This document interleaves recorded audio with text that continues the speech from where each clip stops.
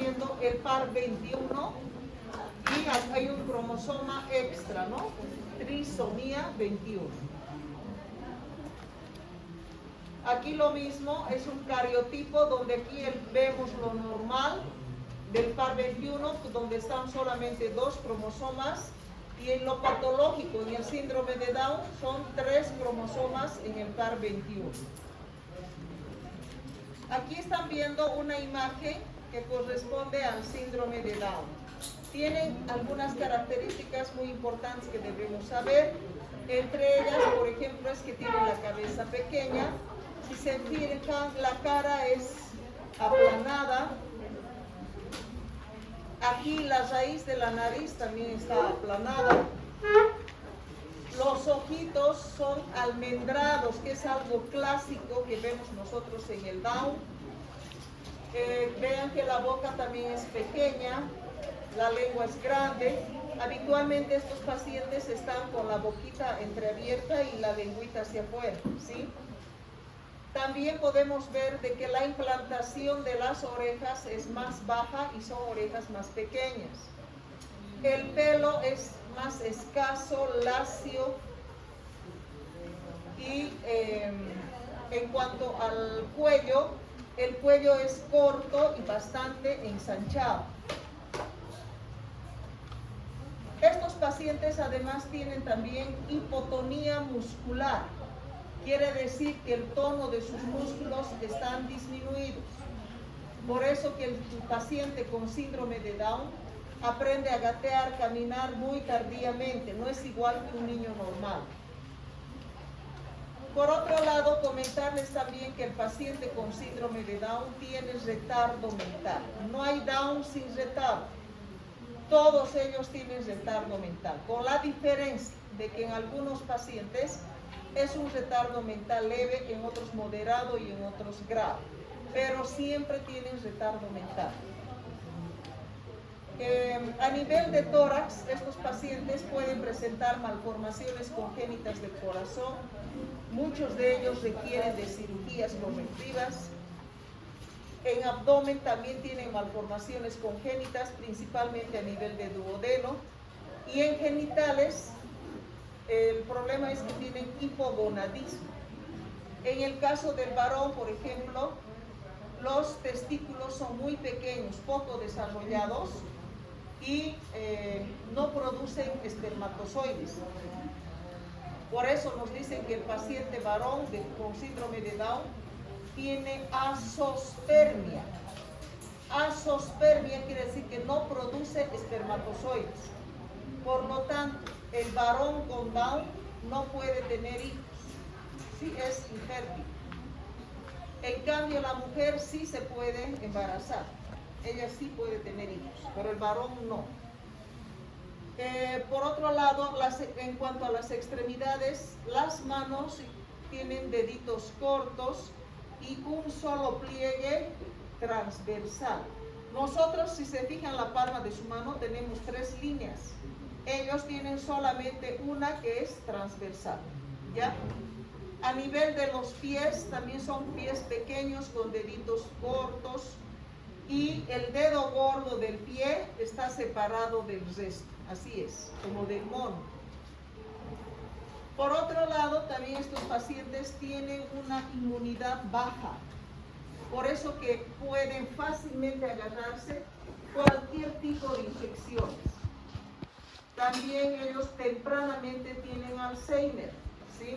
El Alzheimer prácticamente en las personas normales se presenta tardíamente, es un poco variable, en algunos un poco antes y en otros poco después, entre los 60, 80 años, ¿no? Ya empezamos a tener Alzheimer. En cambio, los pacientes con Down ya tempranamente entre los 45, 50 años ya tienen Alzheimer. Ellos de repente te están comentando algo muy efusivamente y se quedan callados y ¿de qué estábamos hablando? Te preguntan, ¿no? O sea, tienen esas lagunas mentales. ¿Listo? Y por si fuera poco, estos pacientes además pueden tener leucemia. O sea, mucho más grave todavía la situación. ¿Ya? Vamos a ver, bueno, les había dicho que tienen hipotonía muscular marcada, tienen retraso mental, las manitos dedos cortos, los pies son pequeños con dedos cortos, y fíjense que en el pie el dedo gordo está separado del resto, y aquí en la mano ahí está la línea transversal, ¿sí? Bueno, aquí una imagen para que puedan ver también el síndrome de Down. Aquí quiero comentarles un detalle. No sé si por ahí los de atrás logran visualizar, pero fíjense que aquí en los ojitos tienen unas manchitas blancas a nivel del iris, que parecería que fuera efecto de la foto, ¿no? Porque a veces en la foto uno sale así, pero en realidad no es efecto de la foto, sino que estos pacientes con síndrome de Down tienen estas manchitas blancas a nivel del iris, a lo que se denomina manchas de Creutzfeldt, ¿ya? Manchas de Creutzfeldt, que es típico del Down. Todos los Down tienen ese problema.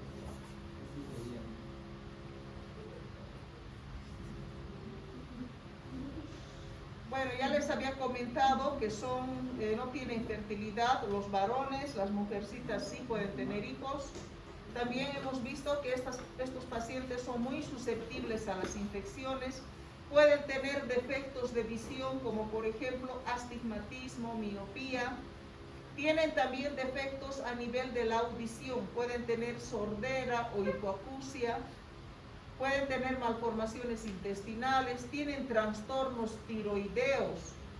Normalmente los que tienen Down tienen hipotiroidismo. También tienen defectos cardíacos que ya les dije que muchos de ellos incluso necesitan cirugías correctivas. Tienen el Alzheimer y también pueden tener leucemia, ¿ya? También les he comentado que todos los pacientes con síndrome de Down tienen retardo mental, con la diferencia de que puede ser leve, moderado, grave. Bueno, aquí les dan otra clasificación también, pero todos pueden tener algún grado de retardo mental. No hay Down sin retardo, todos lo tienen. Ahora, el Down se ha visto que es mucho más frecuente cuanto mayor es la edad de la mamá. ¿Alguien se acuerda por qué? Pasen, pasen.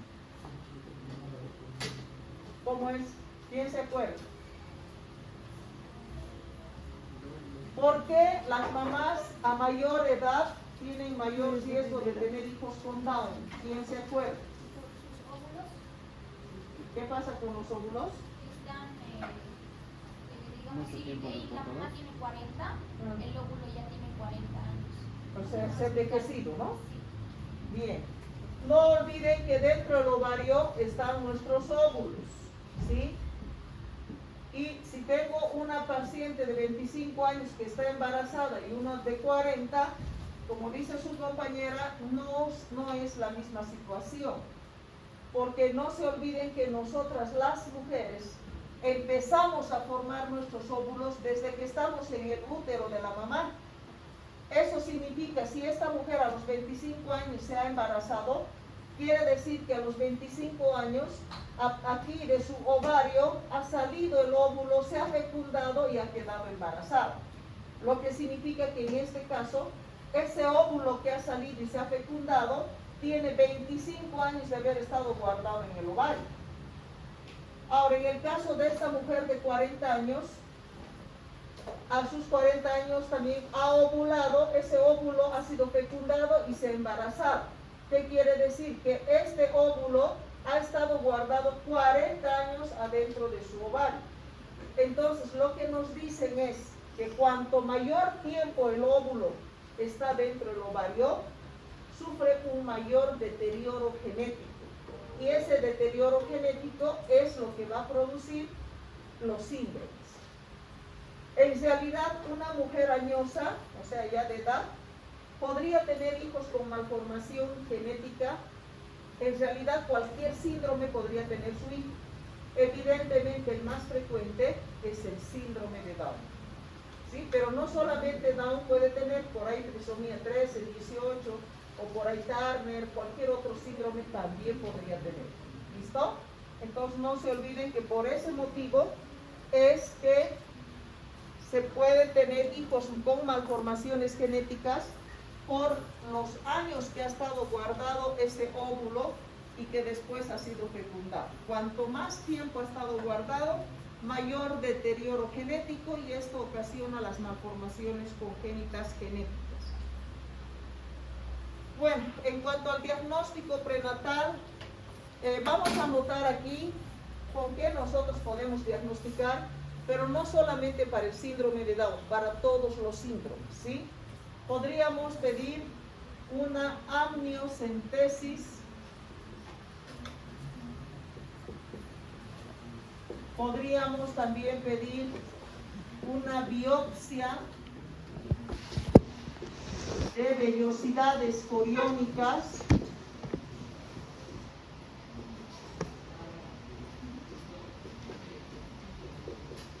podríamos también solicitar la determinación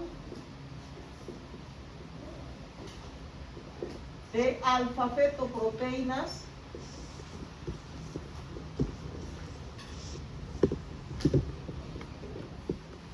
en suero materno.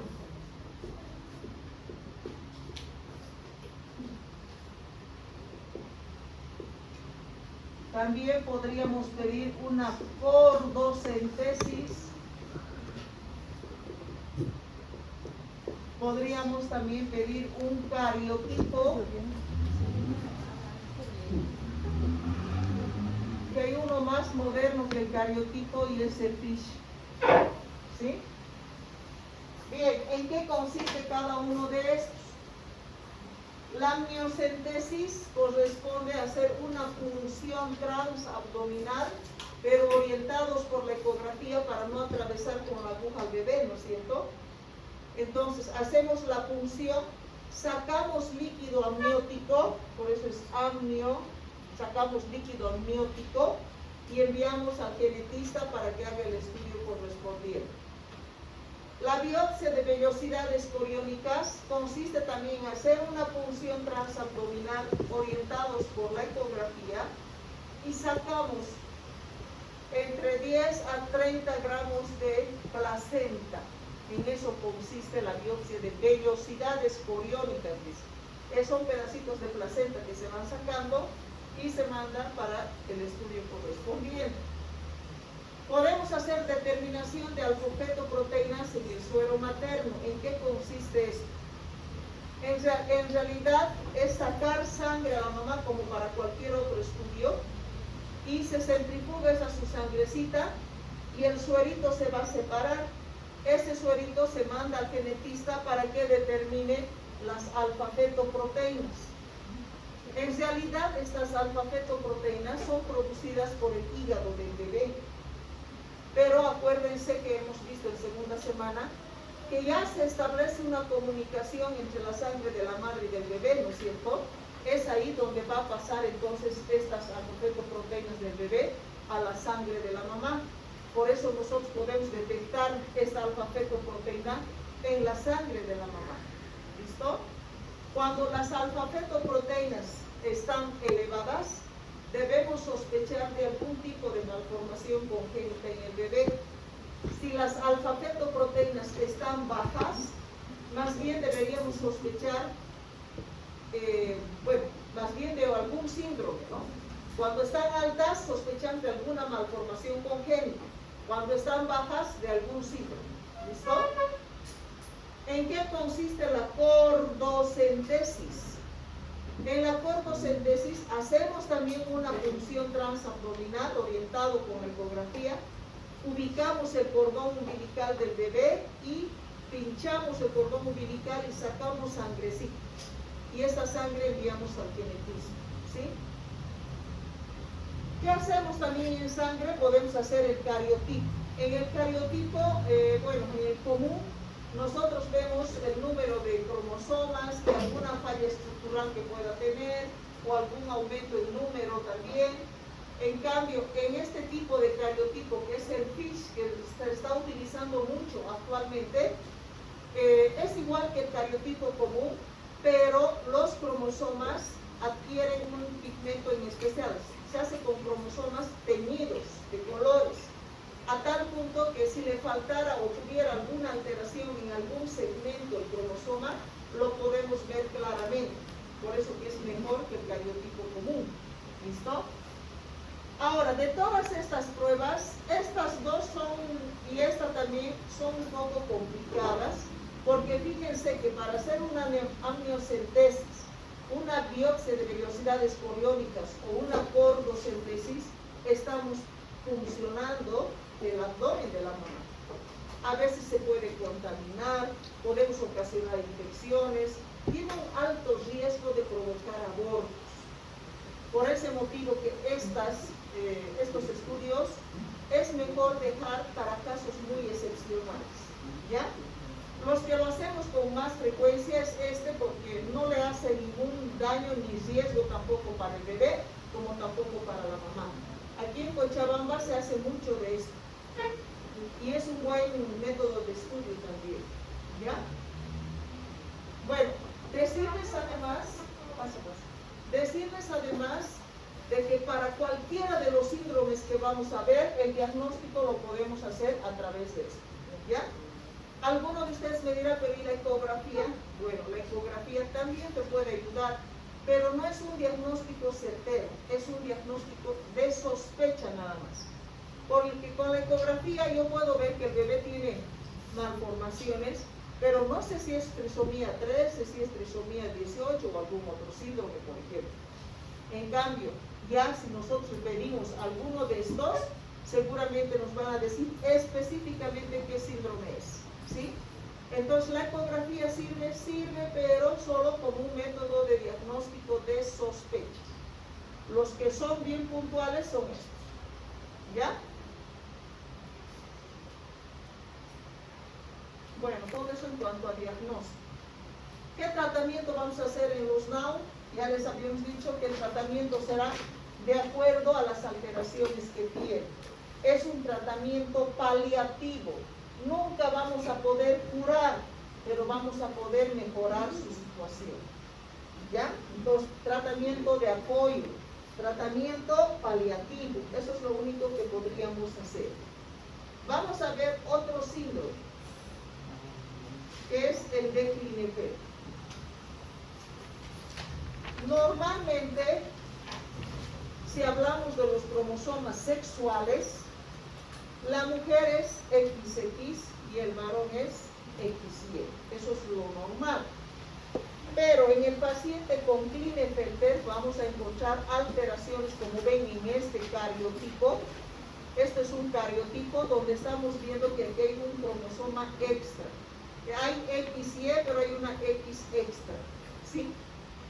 Este síndrome de Klinefelter se produce solamente en hombres. En su cariotipo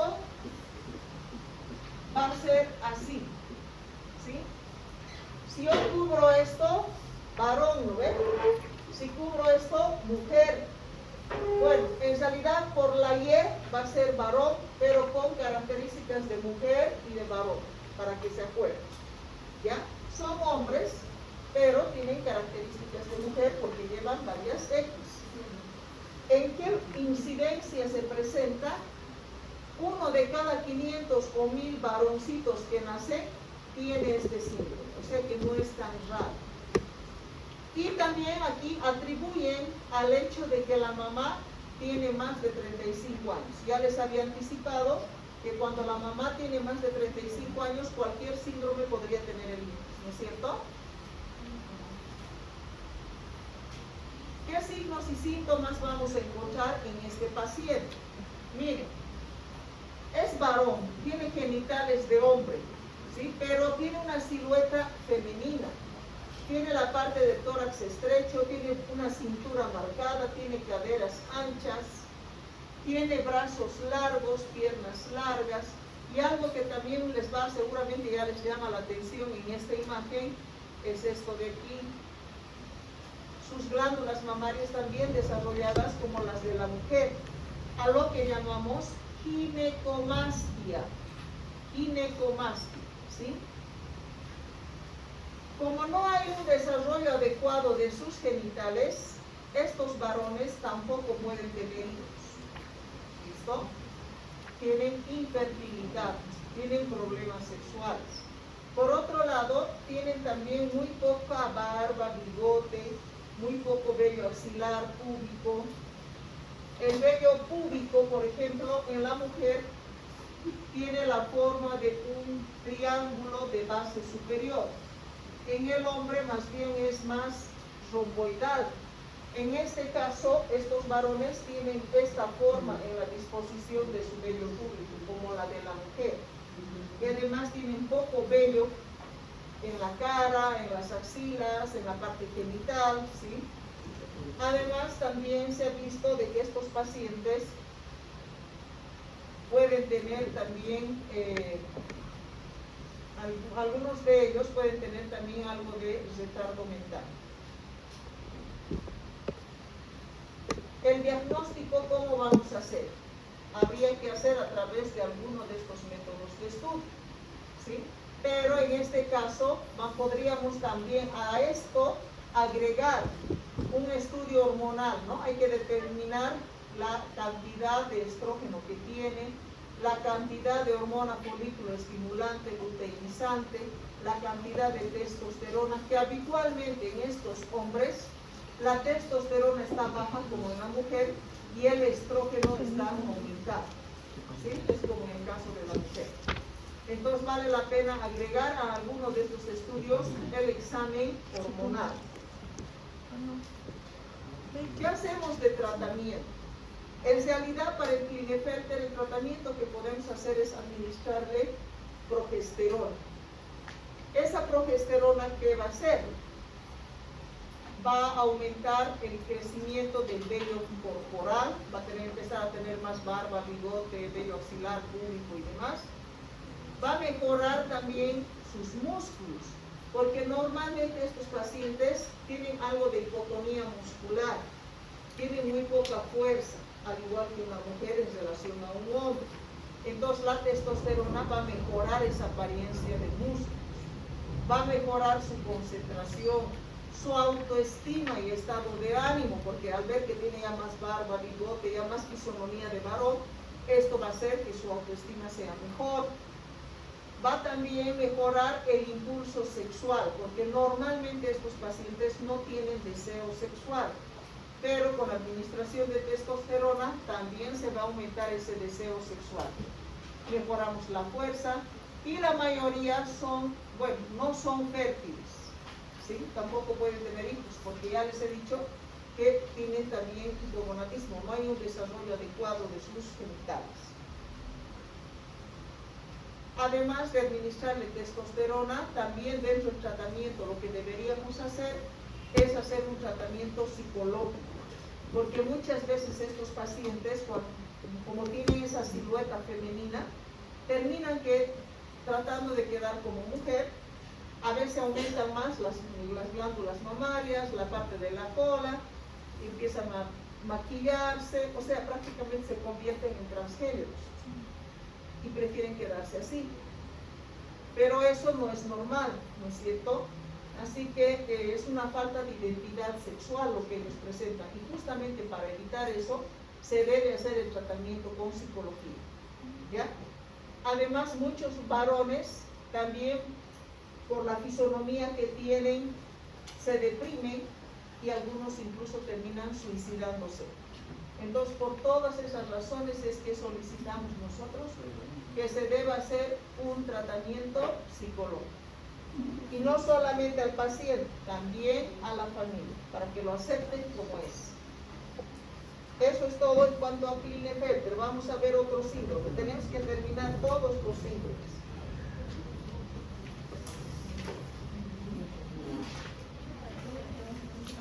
Vamos a ver el de Prader-Willi. Las imágenes que están viendo ahí son bien típicas del síndrome de Prader-Willi. ¿Cómo son los pacientes? Obesos, ¿sí? Aquí igual miren la imagen, es obeso. ¿Cuál es el problema de Prader-Willi? En el Prader-Willi, por ejemplo, ¿qué es lo que va a ocurrir? Cuando ustedes tienen hambre, digamos que llegan a la casa y literal, a muchos de ustedes tienen la costumbre, ¿no? De decir, me muero de hambre, ¿verdad? Llegan con mucha hambre. Comen y se llegan a saciar y listo, ya dejan de comer, ¿verdad? Eso es lo normal. Pero en este caso de estos pacientes no hay esa sensación de saciedad. ¿Por qué motivo? Bueno, este es el cerebro, ¿sí? Aquí tenemos el hipotálamo. En el hipotálamo nosotros tenemos un centro que es el centro regulador del apetito.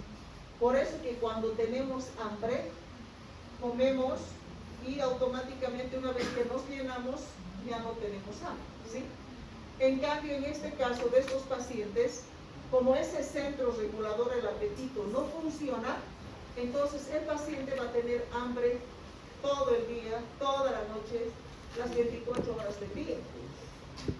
Y va a querer tener la sensación de necesidad de comer, puede comer todo el día y nunca se va a llenar porque no funciona este centro de apetito. ¿Listo? Ahora, porque ahí está el dibujo, miren. Ahí está el centro regulador del apetito. Entonces, como no funciona, el paciente tiene mucha hambre todo el día y toda la noche y puede comer las 24 horas del día. Aquí está lo clásico para que se acuerden del dibujito. ¿Qué es lo más sobresaliente del Prader-Willi? Que el paciente tiene hambre, ¿sí? No hay saciedad. Ahora, es importante también recordarles de que el síndrome de Prader-Willi se produce por una alteración en el cromosoma 15 del padre, ¿ya? Proveniente del padre. Porque después vamos a ver a Angelman, también es una falla del cromosoma 15, pero cuando viene de la madre. En este caso es cuando viene del padre, ¿ya? Fácil que se acuerden, Prader-Willi, padre, ¿sí? También estos pacientes tienen mucha hipotonía muscular. Fíjense en este caso, si yo agarro un niño así del abdomen, lo normal que sería que el niño empiece a levantar la cabecita, mueva las manos, los pies, ¿no es cierto? Porque tiene un tono muscular adecuado. En cambio, en el Prader-Willi no puede hacer eso porque hay mucha hipotonía muscular. Sus músculos no tienen mucho tono, no tienen mucha fuerza. Así que se queda como colgado. Otra forma de evaluar la hipotonía es esta que están viendo aquí. El paciente está echado y tú jalas de los bracitos. Lo normal cuando haces eso y es un niño que tiene un tono muscular normal, va a levantar la cabecita y va a querer sentarse. Pero en el Prader-Willi, ¿qué pasa? Como no hay buen tono muscular, la cabeza queda péndula, o sea, colgando. ¿Ya? Entonces son formas de corroborar si tiene o no tiene una hipotonía muscular. Ahí están viendo otra imagen de obesidad. Ahora, estos pacientes además, ya les había comentado que puede tener deficiencia mental, pero también se ha visto de que en cuanto a su carácter, ellos pueden ser violentos, compulsivos, manipuladores, tercos, mentirosos. Bueno, hasta cierto punto se puede entender, ¿verdad? Si ustedes llegan con mucha hambre a la casa y no les dejan comer, seguramente van a estar como con el Prader-Willi, ¿no ven? Puede que se tornen violentos, empiecen ahí a manipular y demás. Es lógico poder entenderlos, ¿verdad? Pueden tener, ellos son voluminosos porque son gorditos, ¿no ven? Pero sus piecitos son chiquititos y sus manitos también. Se ve bien descoordinado esa parte. Pueden tener también estrabismo, miren cómo están desviados los ojitos. Pueden tener también escoliosis, miren cómo está la columna. Bueno, esto más que todo en relación a la obesidad, porque la obesidad te va a traer problemas de columna, problemas en las rodillas y todo, ¿verdad? y tienen habitualmente presión arterial alta también. Ahora, estos pacientes en realidad deberían vivir como un paciente o como una persona normal, pero lamentablemente terminan muriendo antes. Pero esto no por el síndrome, sino más bien por las complicaciones de la obesidad. La obesidad le va a traer como complicaciones infarto de miocardio, hipertensión arterial, diabetes, ¿no? Y un montón de patologías con las que se complica y fallece tempranamente. Respecto a esto, ¿qué nos dicen? Bueno, aquí más o menos nos comentan de que cuando el bebé nace con Prader-Willi, la verdad de que estos niños más bien como tienen muy bajo tono muscular, es tan bajo el tono muscular que ni siquiera tienen fuerza para poder succionar. Por eso no se pueden ni alimentar. A veces hay que alimentarlos hasta con sonda gástrica, ¿sí? Para ir a pasar su lechecita, todo. Pero ya cuando tienen 4 añitos para adelante, mejora este tema de la hipotonía también, y ellos empiezan a comer y se tornan obesos. O sea, antes de los 4 años son bien flaquitos, y después de los 4 años empiezan a engordar y tienen obesidad. ¿Listo? En el diagnóstico lo podemos hacer a través de estos métodos de diagnóstico, igual que el resto. ¿Qué hacemos como tratamiento? Bueno, como tratamiento en el Prader-Willi lo que podemos hacer es controlar la dieta. Tiene que ser una dieta estricta para que no engorde. Tenemos que controlar de que haga mucho ejercicio para ayudar a que no se engorde. Y también tenemos que hacer un tratamiento psicológico, ya, para poder ver cómo controlamos esa ansiedad de querer comer y comer también, ¿no? Tanto la familia como el paciente. Y eso es todo lo que se puede hacer en el Prader-Willi. Bueno, veremos el síndrome de Turner. En el síndrome de Turner hay una falla a nivel de los cromosomas sexuales. Miren, este es un cariotipo normal, hasta aquí. Pero en la parte sexual, se supone como es niña, debería tener 2X, pero tiene una sola. En el Turner se pueden presentar 2 situaciones. La mujer normalmente tenemos 2 cromosomas sexuales, XX, eso es lo normal. En el Turner puede haber una X completa y la otra no hay nada, es 0. Esto es Turner. Una otra opción que se puede presentar Turner es que tiene una X completa y la otra X incompleta. Entonces también puede ser Turner. El hecho de que le falte aquí un pedacito ya ocasiona el Turner. ¿Listo? Bueno, acá un poco de historia que es de Henry Turner, quien ha estudiado esta patología. Ahí está el cariotipo nuevamente. Vean que aquí hay una sola X. ¿Qué características, bueno, van a tener? Desde ya la incidencia es de cada 5,000 niñas que nacen, una va a tener tal. ¿Ya? ¿Cuáles son las características físicas? El 100% de las niñas con Turner tienen baja estatura. Se dice que aproximadamente miden de 1,35 a 1,40. O sea, son bien bajitas. No hay Turner con mujeres altas. Toditas son bajitas. Otra característica es que la parte sexual es muy inmadura en ellas. Tienen como un infantilismo, ¿sí? También algo característico es que aquí el tórax es bastante ensanchado y hacia abajo es más angosto. Por eso dicen tórax en escudo. Una cosa que se pueden dar cuenta ya desde recién nacidita es de que las glándulas mamarias están bien lateralizadas.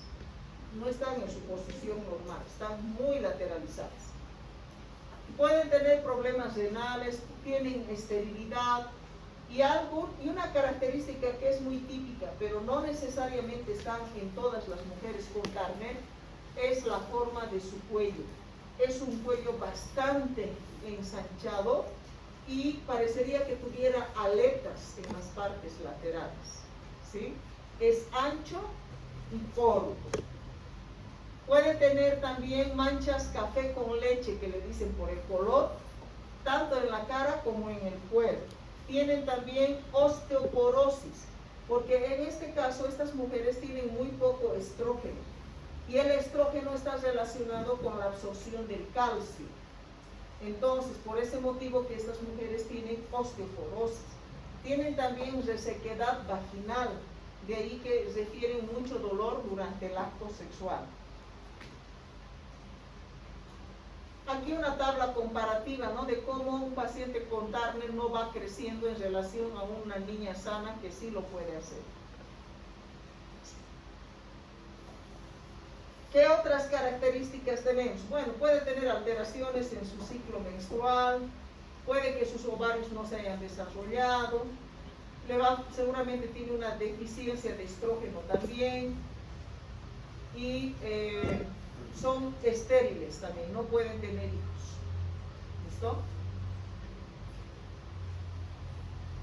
Además, también tienen un paladar estrecho, la mandíbula inferior también es pequeña, tienen uñas incurvadas, las manchas oscuras que les dije de color café con leche, y lo clásico, el cuello ensanchado.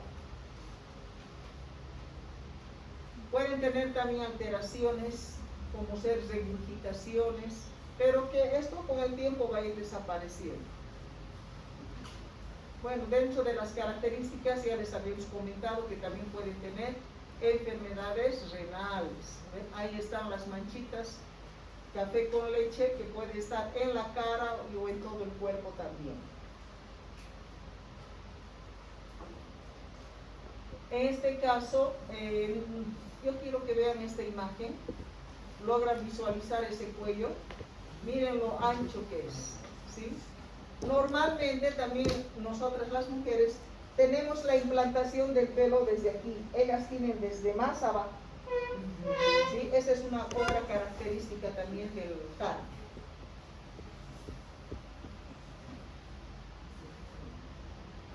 Bueno, tienen también algunos problemas psicosociales, ¿no?, como falta de atención, hiperactividad.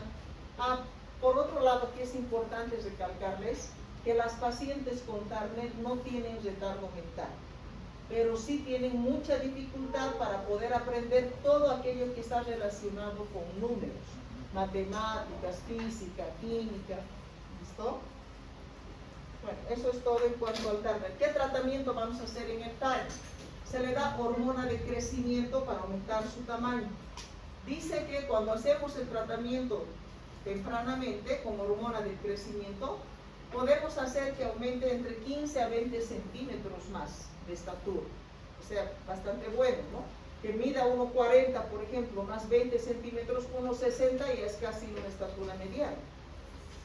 Por otro lado, se le tendrá que dar también estrógenos para evitar la osteoporosis, también mejorar la resequedad vaginal, hacer que las características sexuales femeninas mejoren. Entonces, hay que dar hormona de crecimiento, estrógenos y también tratamiento psicológico, porque no es fácil superar para esta